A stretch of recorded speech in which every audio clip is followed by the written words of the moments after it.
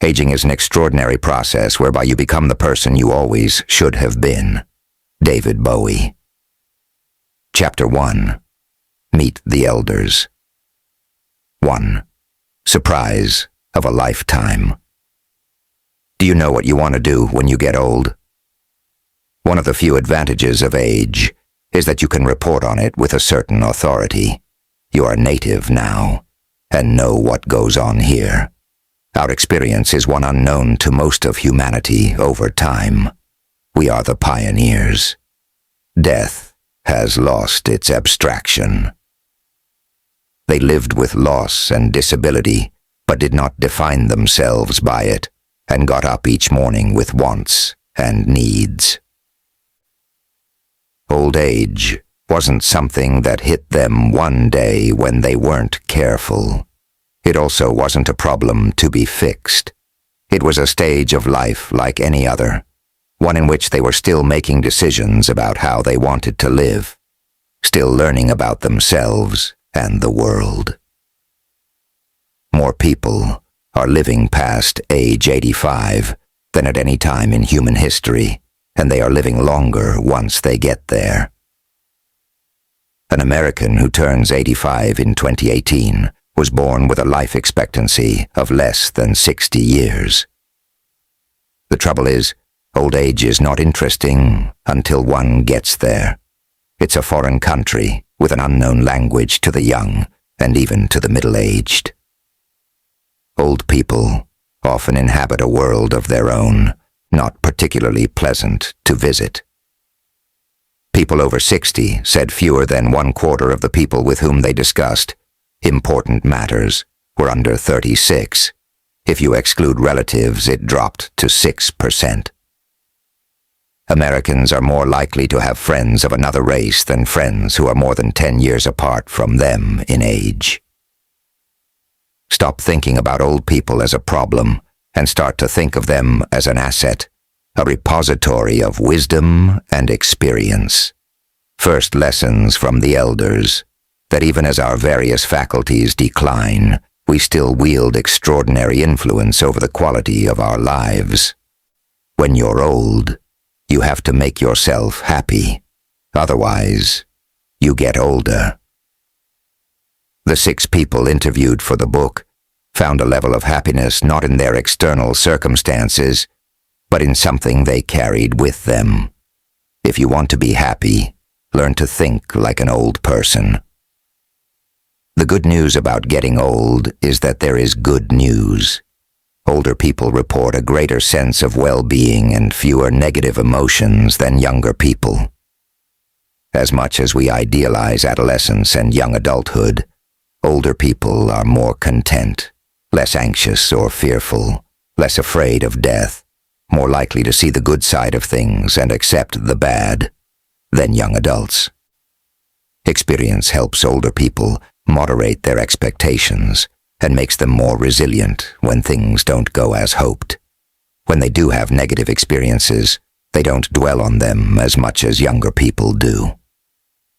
Spend your dwindling time and energy on the things you can still do that give you satisfaction, not on lamenting those you once did, but now can't.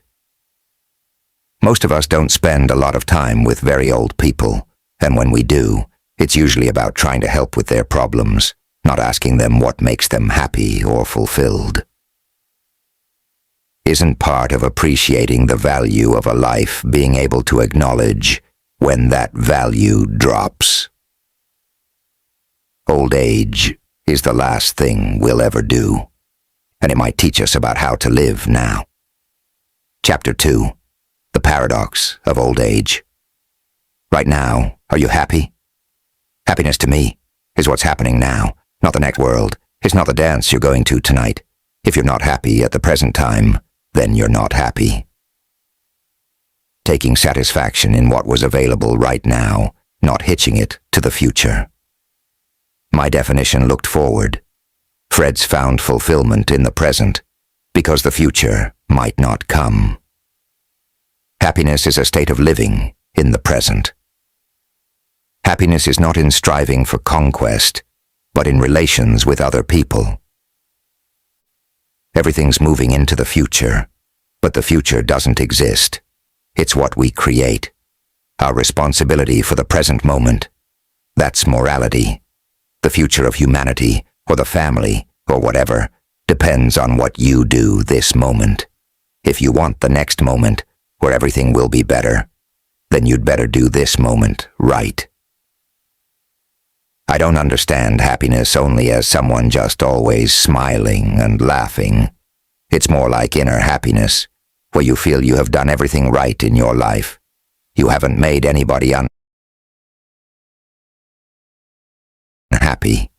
You have a certain kind of peace and balance in yourself, and you are not anxious about what will happen the next minute or the next day. You let it go, and you don't worry, and you lead a balanced life. At 85 and up, only 11% live in a nursing home or similar facility, and almost 2/3 say they don't have trouble caring for themselves. Elders' poverty rate is well below that of the general population. We study the problems of old age, not the richness. Older people, knowing they face a limited time in front of them, focus their energies on things that give them pleasure in the moment, whereas young people, with long horizons, seek out new experiences or knowledge that may or may not pay off down the line. Young people fret about the things they don't have and might need later. Old people win now the things they have to the few they most enjoy. Young people kiss frogs hoping they'll turn into princes. Old people kiss their grandchildren. Maybe old people live literally like there's no tomorrow. We become what our environment encourages us to be.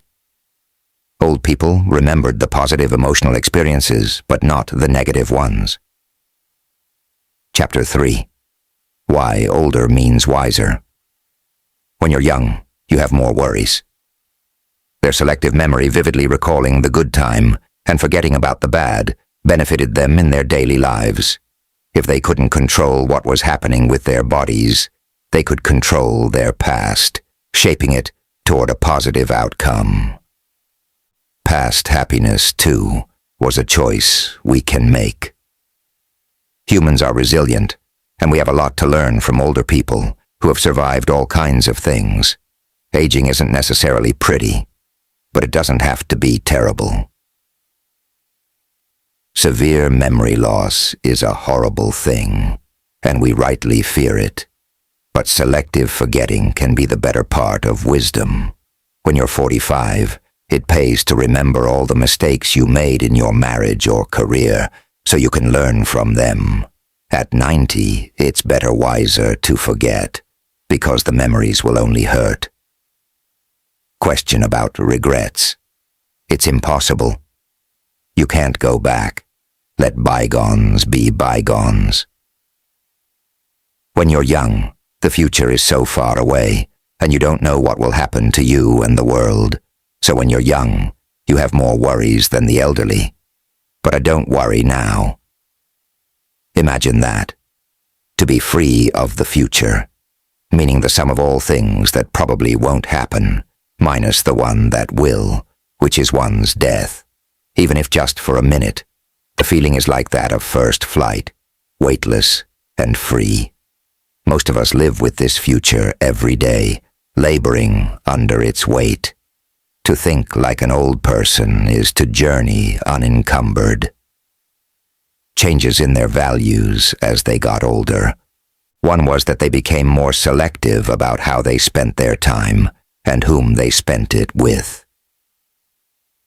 They became less self-concerned and more aware of being part of a larger whole. Instead of being lonely, they valued having time alone for contemplation. In his surveys of people ages 74 to 104, asking how their values had changed since they were 50, nearly 3/4 agreed with the statement, "Today I am less interested in superficial social contacts," and 2/3 said, "Today I have more delight in my inner world." 81% agreed with the statement, Today, material things mean less. They became more altruistic and more accepting that life included mysteries that they would never solve. Those who start out wise, wisdom does indeed rise with age, and that wisdom corresponds with a greater sense of well-being. Wisdom leads to better decision-making and more realistic expectations, less disappointment when things don't work out. Choosing happiness was actually the path of least resistance, much easier than the agitation so many manufactured for themselves. A starting point for wisdom at any age might be to accept that you're going to die, really accept it, and to feel more contented by the limits, not less. 2,000 years ago, the Stoic philosopher Seneca argued that we should cherish and love old age, for it is full of pleasure if one knows how to use it. Life is most delightful when it is on the downward slope, but has not yet reached the abrupt decline. I often feel that death is not the enemy of life, but its friend, for it is the knowledge that our years are limited, which makes them so precious. Rabbi Joshua L. Liebman. Chapter 4. Love in the Time of Lipitor. After age 85, only 27% of Americans are married, and less than 1% with an unmarried partner. 40% live alone.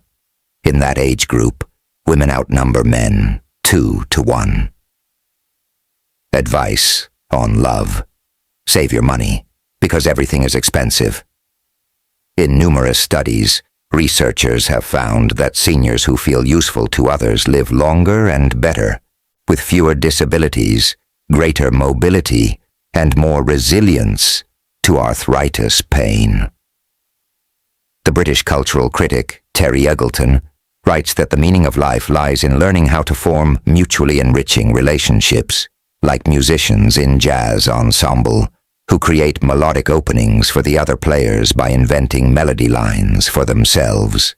Love, he writes, means creating for another the space in which he might flourish at the same time as he does this for you.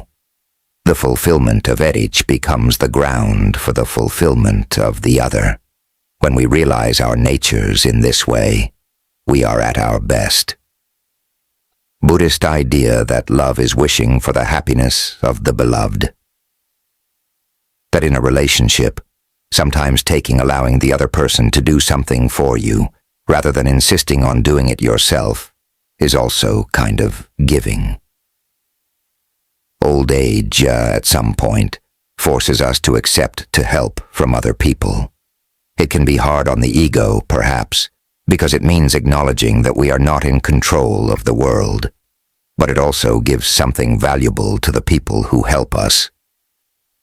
Happiness wasn't something esoteric, but an appreciation of the things already available in our lives. How to be happy. Here was a start. Accept whatever kindnesses people offer you, and repay with what you can. Let a friend buy you lunch, then do her a solid in return. You'll benefit from the favors you receive, but even more from the ones you perform. Don't begrudge the people who need you. Thank them for letting you help them. Give up the obsession with self-reliance. It's a myth, anyway. Chapter 5. On the other hand. Finding a mate isn't as important as keeping strong social ties, and these are only valuable if they are positive in nature. Being in a bad relationship or spending time with toxic relatives is no better for elders than for young people. Bad relationships may be more harmful than good relationships are beneficial. Couples who get old together tend to say their marriages improve with age. They're more tolerant of small disagreements, slower to fight, more ready to forgive afterward. Everybody who has been married a long time feels like walking out at one time or another. But first of all, marriage is a vow that you take, and you don't break it. Certainly not easily. It is a received wisdom in our time that married people live longer. The logic is compelling. Partners help each other keep medical appointments, follow low-sodium diets, call 911 if one falls. Together they're less likely to be poor. Companionship is also good for the spirit, especially when our social networks start shrinking. Married men lived longer.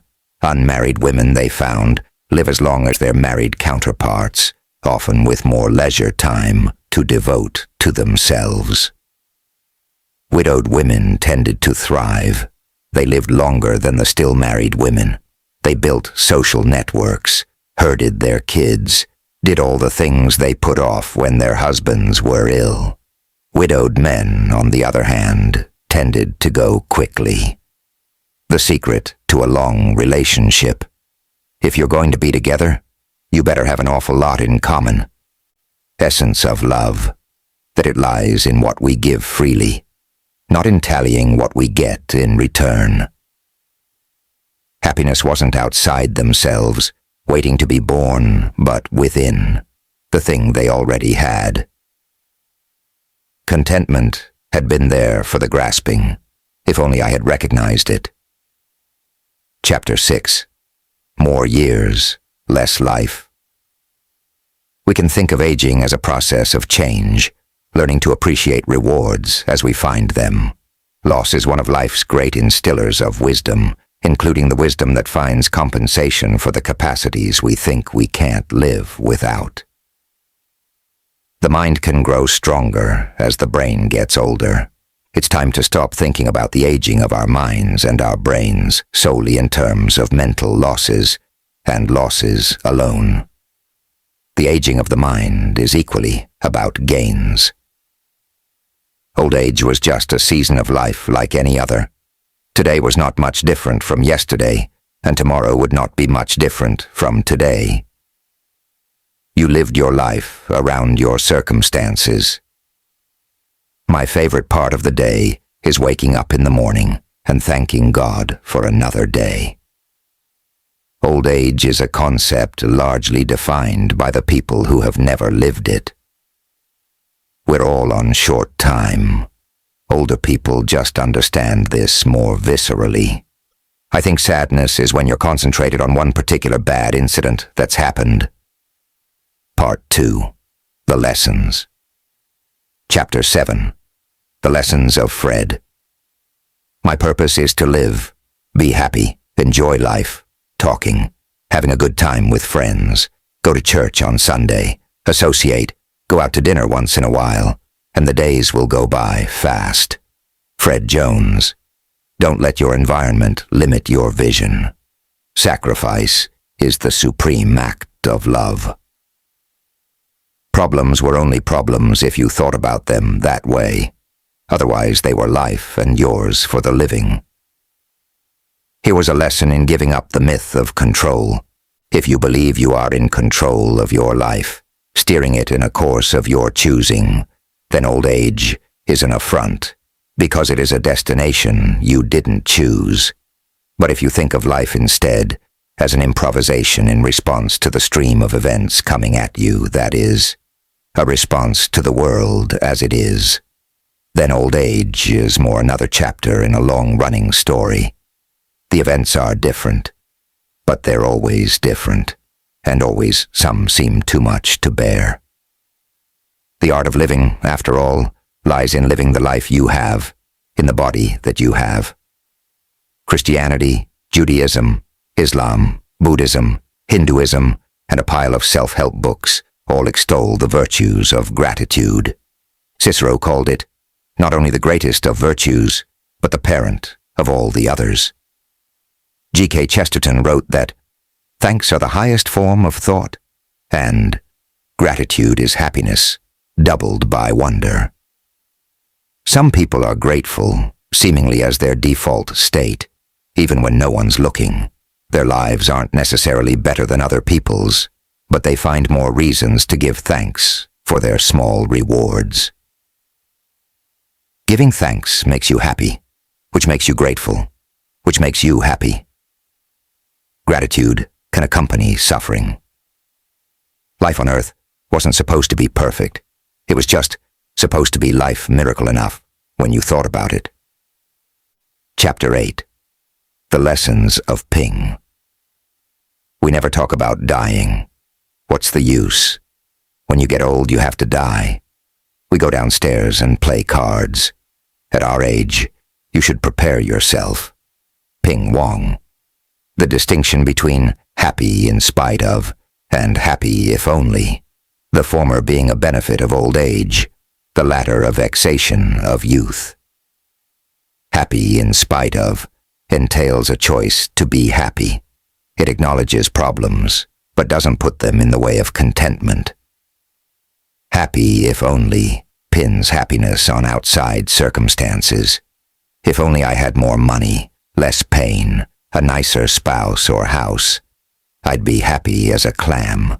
Happy if only feed millions of dollars into lotteries or impulse purchases, which provide nothing of the sort. Happiness is when you have a nice place to live in, and you have enough money to spend and a good family. That's it. You should travel around the world and use up your money for sightseeing. The worst losses were only devastating if you make them so. The secret to a long life. The first things is you must make yourself happy. Chapter 9. The Lessons of John. To accept death was to accept life, and to accept life was to live in joy, however dire the circumstances around you. Chapter 10. The Lessons of Helen. I was your age. You were never my age. Fulfillment need not be what's just around the corner. In the end, wisdom lies in finding it in the imperfect now. Chapter 11. The Lessons of Ruth. Loss aversion, meaning we place greater value on things we lose than things we gain, even if they're the same things. This tendency makes young people overrate the losses of old age and think they can't live without the capabilities they have now. Older people, for whom loss is a part of daily life, don't have this luxury. They either learn to live with decline or they're sunk. Think of your life as what you do, not what happens to you. Our lives everywhere are built on the help of others. Help is everywhere. It is vanity to think we're compromises by it. She lived for what she had and loved not for what she lost. Life was short. Find the people who really matter and the relationships that allow you to thrive. This is a good summation for the arc of life at any age. You never know when the bonus round is going to kick in, but you can prepare for it. In the meantime, whether we're 25 or 85, we can choose to live in the things that warm us in love, humor, compassion, empathy, a supportive arm, not because they make life easy, but because they do the most for us when life is hard. As Ruth said, after another tough year, I wouldn't have felt bad if I had to go, but I guess I'm glad I didn't. Chapter 12. The Lessons of Jonas. You have to trust your angels. Becca R. Levy, a psychiatrist at Yale, has found striking correlations between people's attitudes toward old age and how they fare in their later years, with effects starting as early as middle age. In one study, those who had more positive views of old age, measured by how they answered the question, "When you think of old persons, what are the first 5 words or phrases that come to mind?"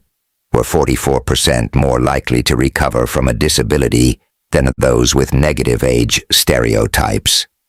In other studies, Levy and her colleagues found that people with positive views of old age had lower blood pressure, less stress, better physical balance, and were more likely to develop healthy habits and get regular medical care.